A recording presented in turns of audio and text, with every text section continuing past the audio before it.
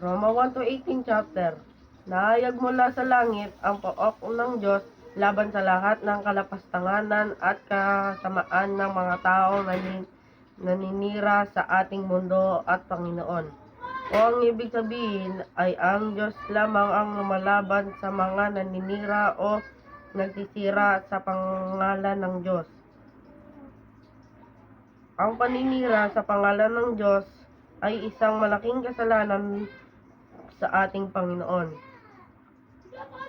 Ang iyong maging isang kalapastanganan at kasamaan sa Panginoon ay pwede kang patulan ng kamatayan at pwede pang ikasira ng iyong kaluluwa kapag sumailalim ka sa ikalawang buhay.